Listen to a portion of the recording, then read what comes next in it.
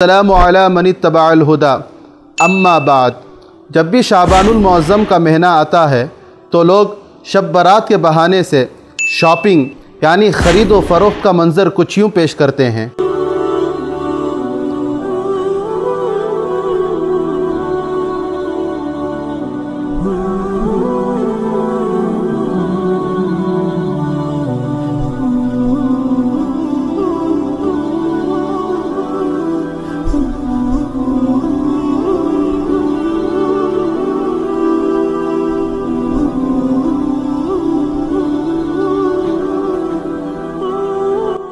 Stone chop सही है, इसमें जाके ड्राई फ्रूट्स पड़ता है, ड्राई फ्रूट्स में पकाता है, पत्थर पे पकाता है वो। फिर कहीं इसी महीने में दूसरी तरफ ये मंजर भी नजर आता है। हर साल की तरह ही इस बार भी बाइक पर सवार कुछ हुड़दंगियों ने जमकर हुड़दंग मचाना चाहा। तो तस्वीरें आपके सामने हैं। मुंबई में भी बाइकर्स का हंगामा देखने को मिला, खूब हुड़दंग मचाया। तो वहीं दिल्ली में भी वही हाल था।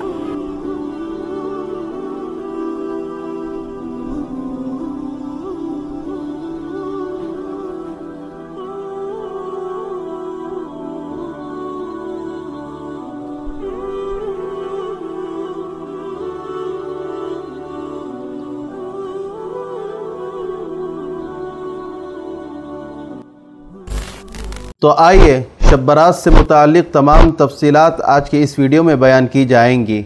शाबानुल मुअज़्ज़म की 15वीं तारीख़ की रात शब बारात कहलाती है और शाबानुल मुअज़्ज़म इस्लामी महीने का 8वां महीना है। शाबान का माना या तो घाटी के हैं या तो शाख के हैं।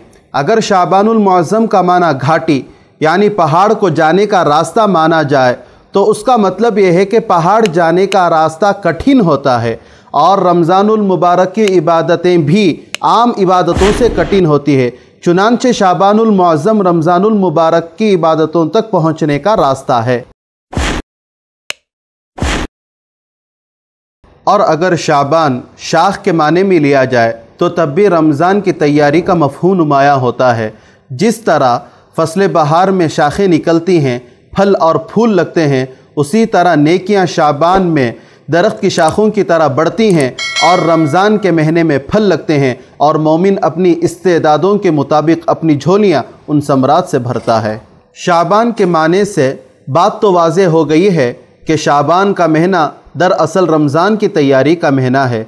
इसी वजह से आप सल्लल्लाहु अलैहि वसल्लम इस महीने में कसरत से रोज़े रखा करते थे। चुनांचे बुखारी शरीफ की एक रिवायत है, मा रअयतुहु फ़ी शहरिन अक्सर मिन्हु सियामन फ़ी शाबाना, यानी हज़रत अम्मी जान आयशा रज़ियल्लाहु ताला अन्हा इरशाद फरमाती हैं कि मैंने रसूलुल्लाह सल्लल्लाहु अलैहि वसल्लम को दूसरे महीनों की बनिस्बत शाबान में कसरत से रोज़े रखते देखा गया। लिहाजा 15वीं शाबान के रोज़े को समझने के लिए शाबान के उन रोज़ों को समझना निहायत ज़रूरी है जिसको आप सल्लल्लाहु अलैहि वसल्लम कसरत से रखा करते थे। बाज़ रिवायतों में है कि हुज़ूर सल्लल्लाहु अलैहि वसल्लम रमज़ान के अलावा शाबान के महीने में रोज़े रखने को बेहद पसंद फरमाते थे। चुनांचे कंजुल उम्माल में हज़रत आयशा रज़ियल्लाहु ताला अन्हा की एक रिवायत है, काना अहब्बुश्शुहूरि इला रसूलिल्लाहि सल्लल्लाहु अलैहि वसल्लम अन यसूमहु शाबान सुम्मा यसिलुहु बिरमज़ान। आप सल्लल्लाहु अलैहि वसल्लम शाबानुल मुअज़्ज़म में कसरत से रोज़े रखने को क्यों पसंद फरमाते थे? इसकी कई सारी तौजीहात हैं। उनमें सबसे बेहतरीन तौजी जिसको अल्लामा मुहिब तिबरी रहमतुल्लाहि अलैह ने उम्दतुल क़ारी में बयान फरमाई है कि आप सल्लल्लाहु अलैहि वसल्लम 4 हिकमतों की बिना पर शाबानुल मुअज़्ज़म में कसरत से रोज़े रखने को पसंद फरमाते थे।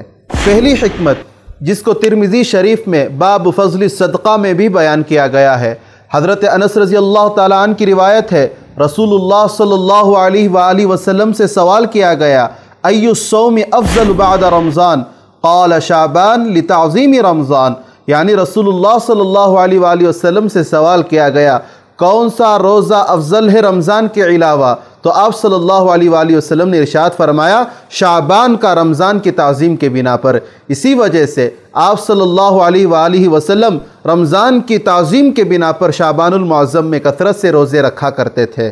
दूसरी हिकमत जो फ़तहुल बारी और शुअबुल ईमान में حضرت اسامہ بن زید رضی اللہ تعالیٰ عنہ کی روایت سے بھی معلوم ہوتی ہے کہ رسول اللہ صلی اللہ علیہ وآلہ وسلم نے ارشاد فرمایا ترفع فیہ اعمال العباد فاحب الا يرفع عملی الا وانا صائم، کہ مطلب یہ ہے کہ ماہ شعبان میں بندوں کے اعمال اللہ کے حضور پیش کیے جاتے ہیں، اور میں اس بات کو پسند کرتا ہوں کہ جب میرا عمل اللہ کے حضور پیش ہو تو میں روزے کی حالت میں رہوں۔ تیسری حکمت جو حضرت عائشہ رضی اللہ تعالی عنہا کی روایت سے معلوم ہوتی ہے کہ رسول اللہ صلی اللہ علیہ وآلہ وسلم نے ارشاد فرمایا شعبان کے مہینے میں ہر اس شخص کا نام ملک الموت کے حوالے کر دیا جاتا ہے جن کی روحیں اس سال قبض کی جائیں گی، چنانچہ میرا نام اس حال میں پیش کیا جائے کہ میں روزے کی حالت میں ہوں۔ چوتھی حکمت یہ ہے کہ روضۃ المحدثین و نیل الاوطار و دیگر کتب میں ہے کان رسول اللہ صلی اللہ علیہ وآلہ وسلم یصوم 3 ایام من کل شہر فربما اخر ذلك حتى يجتمع صوم السنة فیصوم شعبان، مطلب یہ ہے کہ رسول اللہ صلی اللہ علیہ وآلہ وسلم ہر مہینے کی 13ویں، 14ویں، 15ویں تاریخ کے روزے رکھتے تھے، جنہیں ایام 20 کے روزے بھی کہا جاتا ہے۔ سفر میں ہونے کی وجہ سے یا کسی عذر کی وجہ سے آپ کا یہ معمول ترک ہو جاتا تھا تو آپ شعبان المعظم میں اس کی قضا فرما لیتے۔ اب ان تمام حدیثوں اور تفصیلات سے یہ بات معلوم ہوتی ہے کہ رسول اللہ صلی اللہ علیہ وآلہ وسلم مخصوص 15ویں شعبان کا روزہ نہیں رکھتے تھے، بلکہ آپ صلی اللہ علیہ وآلہ وسلم شعبان المعظم میں اکثر روزہ رکھا کرتے تھے۔ باوجود اس کے کہ بعض لوگ دلیل دیتے ہیں حضرت علی رضی اللہ تعالیٰ عنہ کی وہ روایت سے جو ابن ماجہ میں موجود ہے۔ حدیث کے الفاظ یہ ہیں اذا كانت لیلۃ النصف من شعبان فقوموا لیلها وصوموا نہارها فإن اللہ ينزل فيها لغروب الشمس إلى سماء الدنیا، کہ جب شعبان کی 15ویں رات ہو اس رات کی عبادت کرو اور دن کا روزہ رکھو، اس وجہ سے کہ اللہ تعالیٰ اس دن سورج کے غروب ہونے تک آسمان دنیا پر اترتے ہیں اور حاجت مندوں کی حاجت مکمل کرتے ہیں۔ جب حدیث کے الفاظ صاف ہیں روزہ اور قیام اللیل سے متعلق، تو کون سی چیز ہے جو عمل سے مانے ہے؟ تمام چیزوں کو سمجھنے سے پہلے حدیث کس کو کہتے ہیں یہ سمجھنا نہایت ضروری ہے۔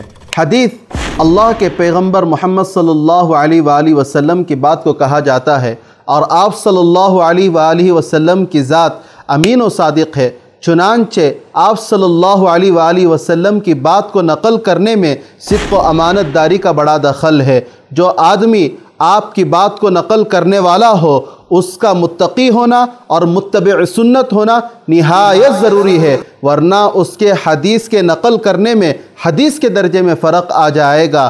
بعض محدثین اس وجہ سے بھی حدیث کو نہیں لیتے تھے کہ راوی سجدہ سنت کے مطابق نہیں کرتے تھے۔ کہنے کا مطلب یہ ہے کہ جس حدیث کو بھی بیان کی جائے اس کی سند دیکھی جاتی ہے کہ راوی سے حضور صلی اللہ علیہ وآلہ وسلم تک کوئی بھی ایسا شخص نہ ہو جس پر فسق و فجور کا الزام نہ ہو۔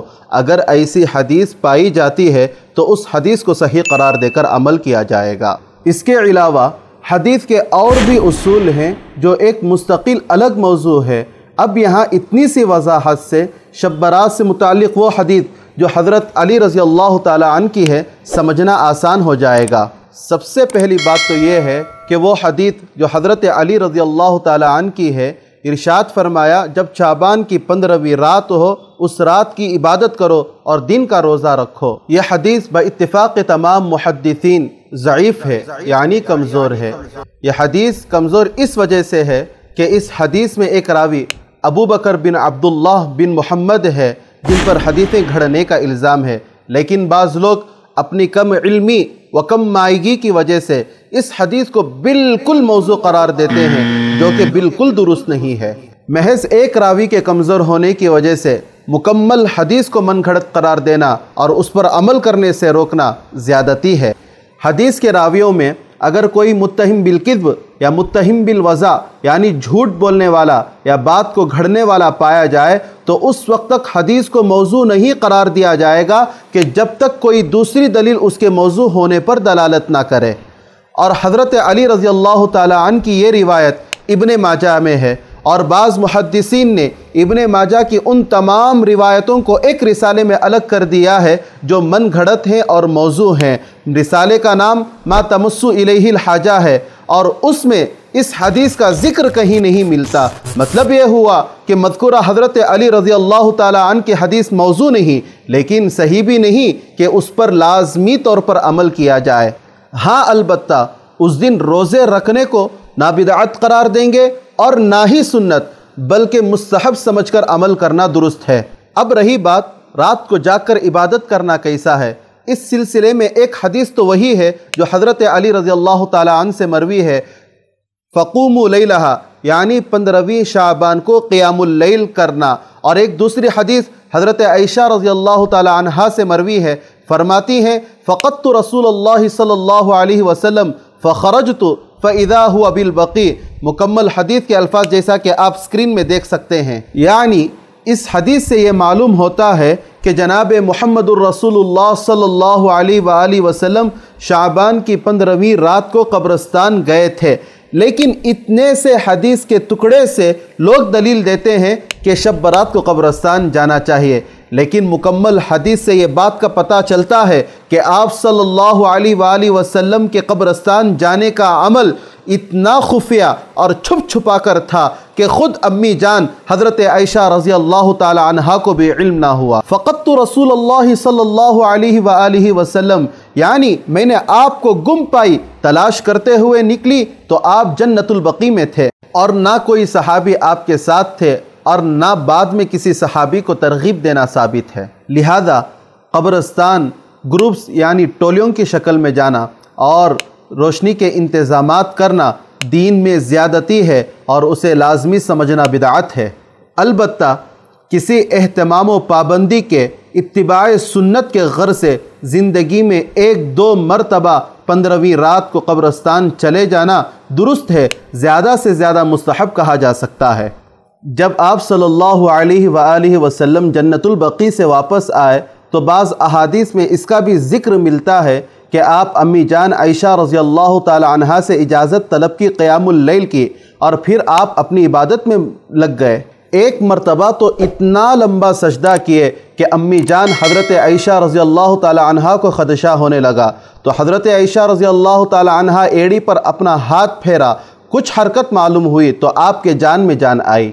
بس اتنی ہی حدیث سے یہ بات معلوم ہوتی ہے کہ آپ صلی اللہ علیہ وآلہ وسلم اس رات قیام اللیل فرمائے تھے۔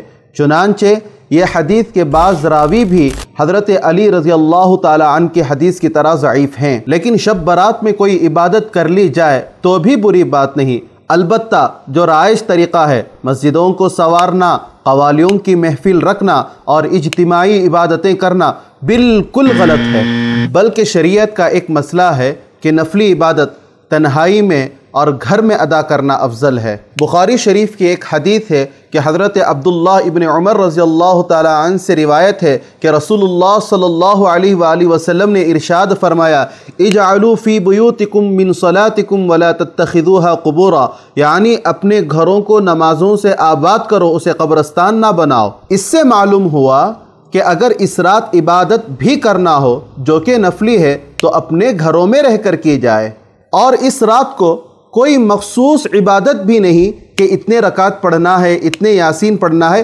کوئی ضروری نہیں، بلکہ جس کو جو عبادت کرنا ہے کر سکتا ہے۔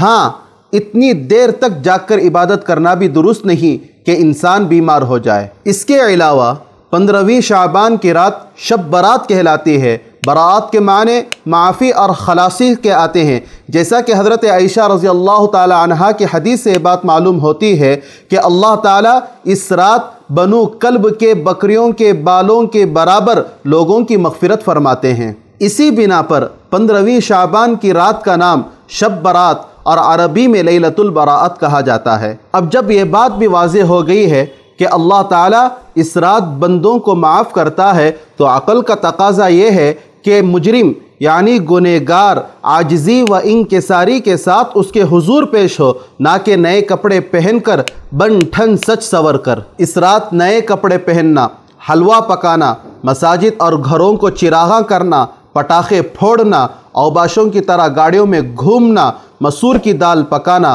قرآن و حدیث میں دور دور تک اس کا کوئی ذکر نہیں ہے۔ لہذا ان تمام اعمال سے گریز کرنا جو اسلام میں نہیں ہے ضروری ہے، ورنہ خواہ مخواہ کے قصے اور گھڑے ہوئے مفروضات کے بنا پر دین میں کسی نئی چیز کا ایجاد کرنا بدعت ہے، اور ہر بدعت گمراہی ہے، اور ہر گمراہی جہنم لے جانے والی ہے۔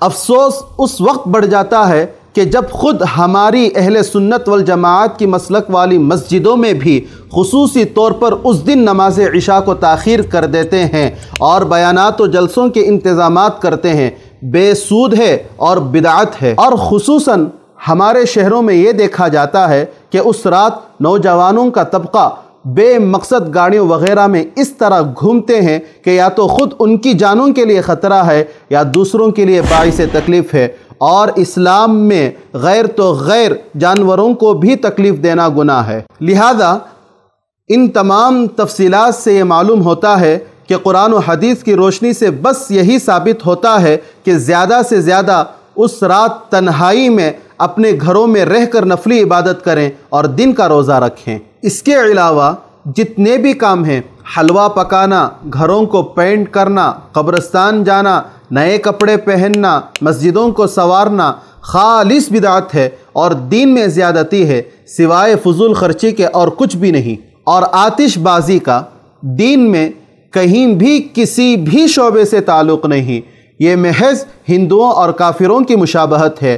جناب محمد الرسول اللہ صلی اللہ علیہ وآلہ وسلم نے ارشاد فرمایا، من تشبہ بقوم فہو منہم، یعنی جو کوئی جس قوم کا طریقہ اپنائے گا وہ انہی میں سے ہوگا۔ اس موقع پر مولانا اشرف علی تھانوی رحمۃ اللہ علیہ کے مواعظ میں لکھا ایک واقعہ یاد آ گیا کہ آپ کے زمانے میں ایک دیندار شخص تھا جو نہایت دیندار اور نمازی تھا۔ ہندوؤں کا تہوار ہولی کے وقت راستے میں جا رہے تھے، دیکھا کہ تمام لوگ رنگ سے رنگے ہوئے ہیں، ادھر ایک گدھے پر نظر پڑی، دیکھا کہ اسے کسی نے رنگا نہیں، تو یہ صاحب نیک اس گدھے کے قریب گئے اور مزاحاً کہا کہ آج کے دن سب رنگے ہوئے ہیں، تجھے کسی نے رنگا نہیں؟ یہ کہتے ہوئے وہ جو پان کھا رہے تھے اس پر پیک کر دیا۔